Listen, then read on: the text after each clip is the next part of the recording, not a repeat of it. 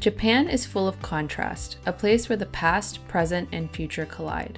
Our journey took us from the high-speed thrills of the Formula One Grand Prix at Suzuka to the crowded temples of Kyoto.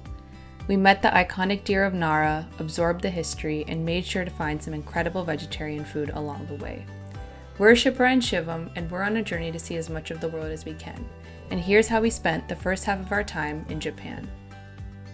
Hey everyone, it's Shipra. And it's Shivam. And we're in Japan. We just got here this morning. We took a flight from San Francisco to Taipei, and then we just got here to Osaka this morning. After we got to Osaka, we took a train. It was a Hello Kitty themed train called the Haruka Express, all the way up to Kyoto. So we're going to be in Kyoto for a couple days before we actually head off to Tokyo. But while we're here in Kyoto, we're also taking a slight detour tomorrow morning to head to the F1 race in Suzuka. We're both really excited. We've been watching a lot of F1 over the past year, ever since we went to the F1 race in Abu Dhabi, and we're very excited to see the actual full race. Yeah, and this race is going to be really special because it's in Japan, and just recently Red Bull did a switch in their drivers, and they switched Yuki Tsunoda from Racing Bulls to Red Bull, and this is going to be his first race, and it's in Japan. So we've heard the crowds are pretty crazy. Everyone's really passionate here about Formula One, so we're really looking forward to that tomorrow. So our first stop here in Kyoto is actually at one of its most well-known destinations. Behind me is Fushimi Inari. It was a temple that was established in about 711 AD, and it's actually most well-known here in Kyoto for its symbolic gates.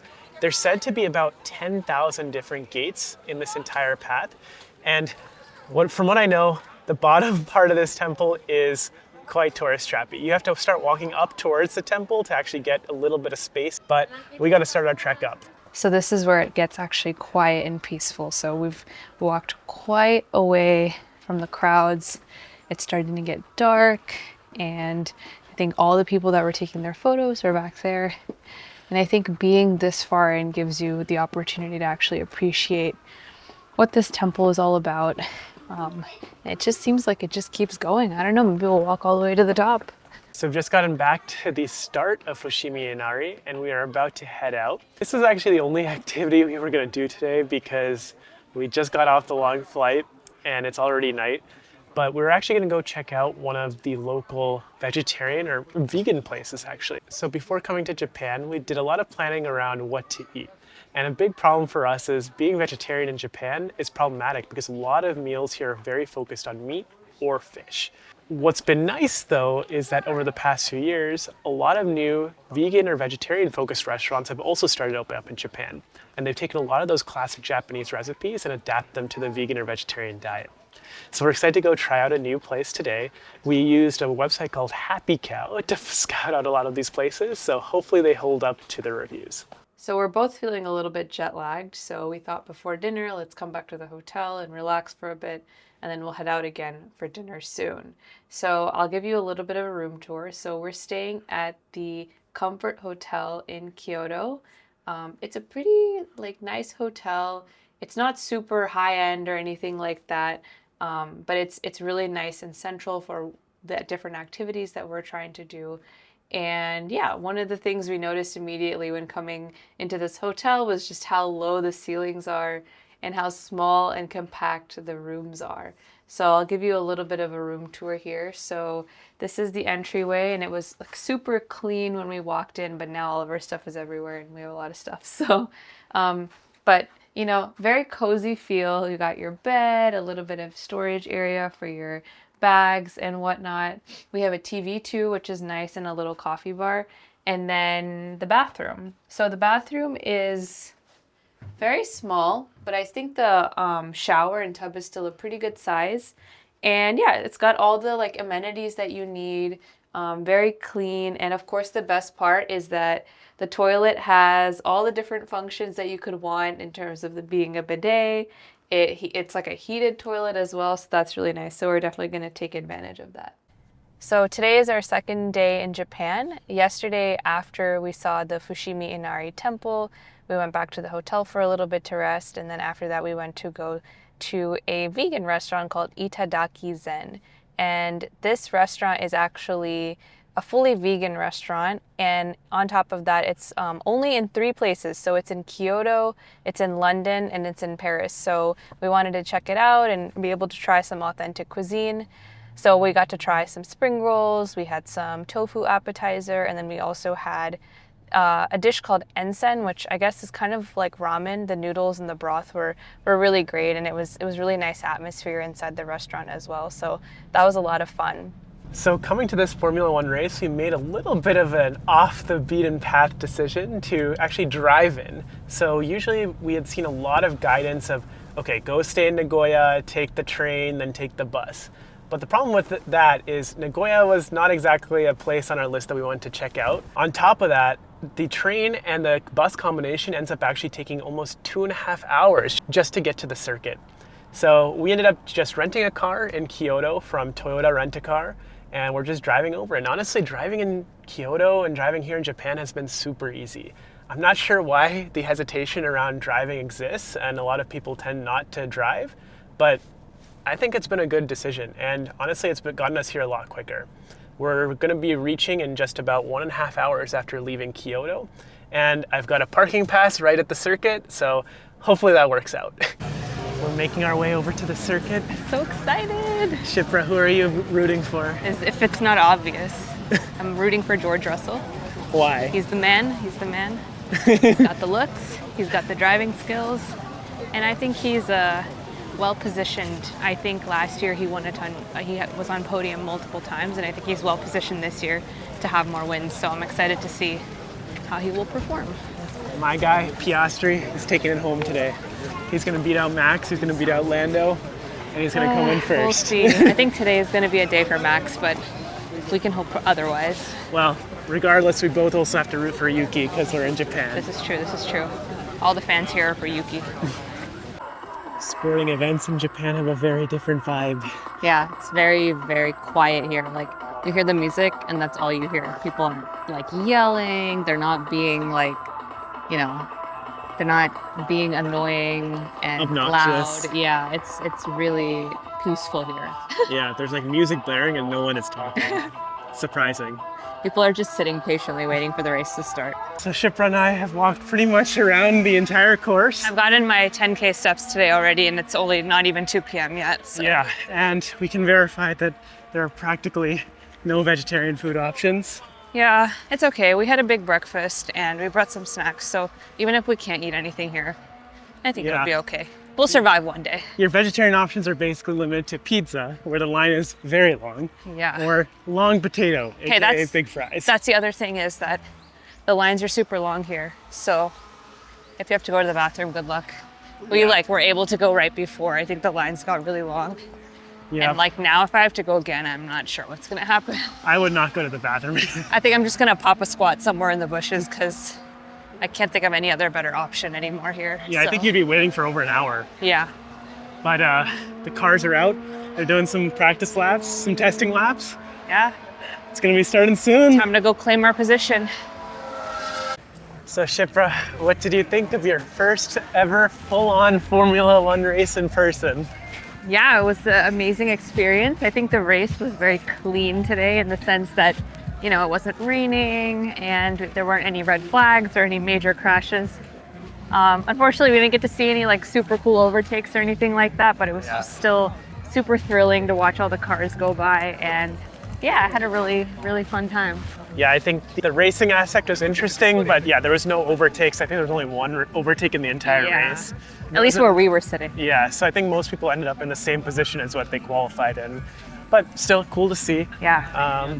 Some things that didn't turn out as great is that all the commentary was in Japanese. Yeah. Which I think takes a little bit out of the excitement of the race in a sense, because you're not as clearly able to follow along. We were just like on the F1 website watching the live leaderboard, because the screens also, like, they're pretty far away and not very big. Yeah, there's something to be said about like the at-home F1 viewing experience, because you just get to see all the different feeds and like you really get to see what's going on, versus when you're at a race, you just are on one turn or one part of the track and you could miss a lot of exciting moments that you would otherwise see on the TV. But I mean, obviously, like, the excitement of being here and hearing the cars go by is like something different and something we like to experience. So hopefully we'll get to go see a few more F1 races. Plus, it gives a good excuse to go check out some new countries. So included in every ticket of general admission is also, at the end of the race, an opportunity to walk on the actual course itself. So now we're on the east part of the racetrack, and we're walking towards the pit lanes over there. So sitting here above the grandstands, you can actually see all the teams packing up now. And it looks like a huge operation. There's tons of cargo bays getting loaded up. And I'm sure this is all going to be loaded on a plane to the next race really soon. There's actually a video Shipra and I have been meaning to watch all about the logistics of F1. But honestly, looking at this operation, it seems pretty crazy. So last night we ended up getting in super late because of the traffic leaving the parking lot from the F1 race. But we ended up sitting there for about 2 hours before we finally got out, and we got home at about 11 p.m. But today we've woken up somewhat-ish early, and we started making our way out to some of the sites to see here in Kyoto. So the first place we've come to today is the Arashiyama Bamboo Grove. This is a natural bamboo forest located here in Arashiyama. And yeah, it's a pretty tourist heavy place. Definitely a must do to check while you're here in Kyoto. So even though the bamboo grove is super crowded, it doesn't take away from the fact that it is quite a beautiful place to be. You can see this almost tunnel of bamboo trees created right here. And it's just like, I don't know, it's not quiet, but it's nice. So this is a pretty cool place to come see because I think there aren't that many places in the world where you have so much bamboo in one place. And I don't think we've actually seen this much bamboo in one place. So it's definitely a place to come visit when you're here in Kyoto. Just be mindful of the fact that it is pretty crowded at this time. So we're here around like 9:30, 10 o'clock. So the earlier you can come, the better. That way you can really kind of experience the nature and it'll be quieter. You can hear the birds chirping and just really enjoy being here without all the crowds. So one really great thing about coming at this time of year is that even though it's super crowded, it is cherry blossom season. So cherry blossom here in Japan is known as sakura, and we got here just in time for the full bloom. It'll be a cool experience to check out all of these different parks, all the different colors of cherry blossoms, and hopefully we can see some when we get to Tokyo as well. So right behind me is Togetsukyō Bridge. So this is just a little bit ways away from the Arashiyama bamboo forest. And this place is actually really picturesque. You can see the river flowing right through, as well as all the cherry blossoms in the background. Apparently this bridge is really famous for a lot of movies and TV shows where they shoot period dramas. So the next destination we've come to here in Kyoto is Kinkaku-ji Temple. So this is a Zen Buddhist temple. It was actually built originally back in 1397, and it was taken over by a shogun family at the time. After he died, it was converted into the temple. It's actually most well known for a place called the Golden Pavilion. So there's a part of the temple that's covered in gold leaf. This place has burned down several times over the years. So the most recent reconstruction was in the 1900s. I'm excited to go check it out because it has that really cool aesthetic golden temple. So although the temple is the main highlight here, they also have a really beautiful garden that you can walk around. You can see there's like a little lake in the back as well with a bunch of koi fish. So it's really worth a visit to come, check out the temple and then also experience the garden and walk through it. So I think Kinkaku-ji was a nice place to check out. Definitely feels like you're transported back in time. And I feel like it would be very peaceful if there was a lot less people. I think that's been a bit of a trend at a lot of these places here in Japan. There's just people everywhere. Yeah, I think we were also aware of that coming here, that was going to be the case. This is also the most popular time to visit Japan because of the cherry blossoms. But I still think that it's really nice to see some of these places and kind of envision what they would be like if there was nobody there. Yeah. Kind of like seeing the temples and the greenery and the lake makes me feel like I'm in the Japan that I always envisioned. Shipra, teach me some of the Japanese you've learned on this trip. I learned arigato gozaimasu, which means thank you. I learned gozaimasu, which means thanks. And I think sumimasen also means thanks, or maybe please, I'm not sure. I'm still learning. I got vanilla ice cream with gold powder. I feel like we should try to branch out and get something that isn't vanilla, considering we're in Japan, but I'm not really a matcha person, so I'm just gonna stick to what I like. Not as sweet as I would have expected for ice cream. Can you taste the gold? Yeah, I feel richer now. We might need to pay some tariffs on the way back. Yeah, to import ourselves back into America. After checking out the temple, we are on our way over to lunch at a place that's known for vegan sushi. And on the way, we found a very nice spot for checking out the cherry blossoms. Yeah, it's really beautiful here. There's a ton on this road, and there's a nice little canal in between. It's really nice. It smells a little bit like sewage, but it's okay. And we're surrounded by nightclubs and pubs, apparently. Yes, yeah. So this place is probably popping at night, actually. Yeah, I guess you can get lit and enjoy the cherry blossoms at the same time. So we just had a meal at Vegan Sushi Kyoto, and it was pretty good actually. Like there was a whole tray of different items. There was some soup, tofu, this mock chicken, as well as various types of sushi. And I think I liked it a lot actually. I think there's a lot of good flavors there, and there's a nice view as well of the water from the top. So after grabbing some lunch, we've come to the area of Gion in Kyoto. So Gion is known as the entertainment district, or even the old part of the city. This area is known for a lot of different shrines, such as the one right behind me, the Yasaka Shrine, which we're at right now, which dates back to the 600s. It's also known for having a large population of geishas. Geishas are female entertainers or hostesses. They're particularly skilled in things like dancing or arts, and they would entertain various guests. So apparently you can even still see them today, and you can book shows with them if you'd like. So even though we've been enjoying Kyoto so much and there's so many beautiful things to see, the only thing Shipra can think about today is her wedgie. She bought a brand new type of underwear for this trip. I did not buy it for this trip. I just bought it because I needed it and it didn't fit good enough. But then I just brought it with me and now I'm suffering the consequences. She needed to test drive them before she brought them all the way across the world. Everything in this park is so picturesque. It just makes my beautiful life glow even more. Wow. She's got that Japanese glow about her now. Yeah, I haven't used any Japanese skincare products yet. Somehow I have Japanese glow. It's okay, she's holding out for the Korean skincare products later on this trip. This is very true, actually. So we've now come to the Hōkan-ji temple area, which is the most iconic part of Gion. There's actually an entire street here that's dedicated to basically photography because of the pagoda right behind me. So if you go up that way, everyone's pretty much lined up right back to back to just get photos from an elevated viewpoint of the pagoda and the large street right behind them. This place is especially nice because you get to see all the old style of homes and shops along the way. So if you walk all the way to the end of the Gion market, you come to the top of the mountain. And this area is called Kiyomizu-dera. This is the other UNESCO World Heritage Site.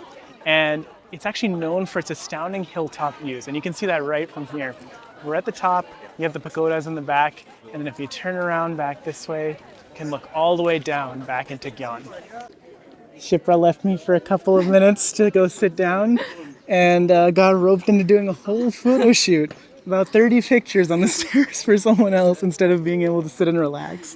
It was funny because usually when you ask someone to take a photo of you, like you ask them to take one and even if it's not great, like you don't ask them to take it again. But this person was just like, oh, like portrait mode, landscape mode. And she did like 6 shots in each mode. It's fine. It was not a big deal, but it was just kind of a funny moment. I think at this shrine, there's no wrong angle. Every single place you look has an amazing view. You have the pagodas in the background, temples on the side, and the view of the entire city in the background. It's truly an amazing place. So overall, it was a really nice day exploring Kyoto. We got to see a lot of different temples. We got to see a little bit of the city. And I think it's been really great. Like I actually wasn't expecting so many cherry blossoms to be in bloom. So that has been really beautiful, like as an accent to all the different architecture that's here.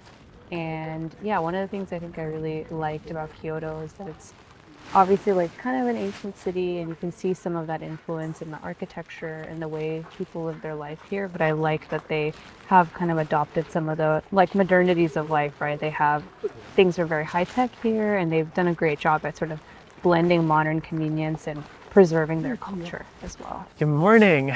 So last night we got back a little bit earlier than usual because we had walked a total of 50,000 steps over the past 2 days.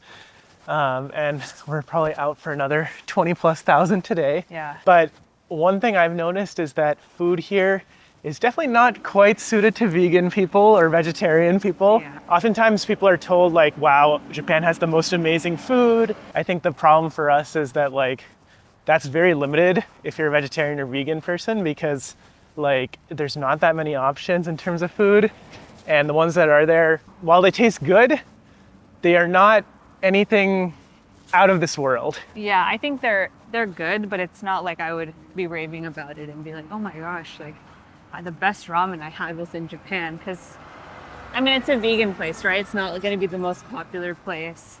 And like the ingredients that they're using are going to be very different than like the ingredients that they're using in traditional ramen. So generally it's been very easy to drive around. And so we thought we'll drive to Nara as well. It was about a 1-hour drive from Kyoto to Nara. And Nara is a very interesting place because there's a bunch of deer here. And one of the interesting phenomenon of the deer is that when you feed them, they actually bow to you. So we're excited to be able to see some of that today.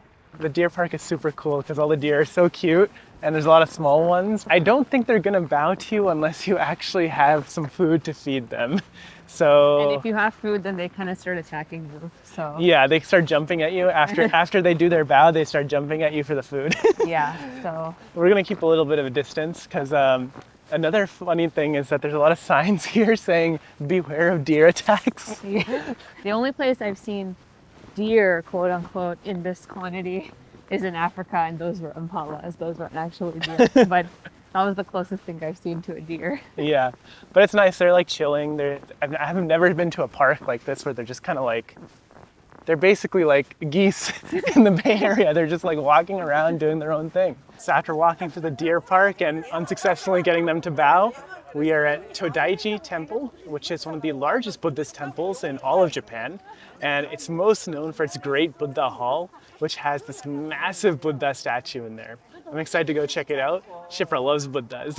So the statue behind me is actually the largest bronze Buddha in the entire world. It weighs over 500 tons, and the Great Buddha Hall itself was reconstructed many times. Originally, this whole temple as a whole was created back in the 700s, but due to various things like fires and earthquakes, they've had to reconstruct it, with the most major reconstruction happening back in the 1700s. This Buddha is probably one of the tallest I've ever seen.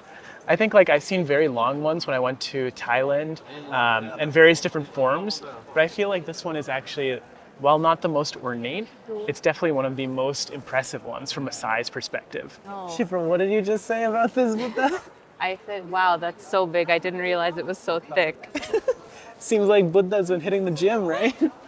So before we head to lunch in Nara, we stopped at this coffee shop. It's a local coffee shop called CHAMI.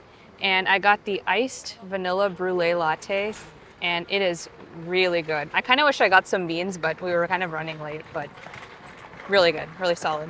So we just finished up eating at a vegan place in Nara called Onwa.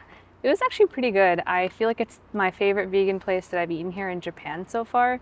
We had this like vegan soy karage thing, which is kind of just like soy chicken nuggets, which was really good. And then we had a taco plate, which also had some vegetables and quinoa and chickpeas. So it's a good place for a nutritious meal.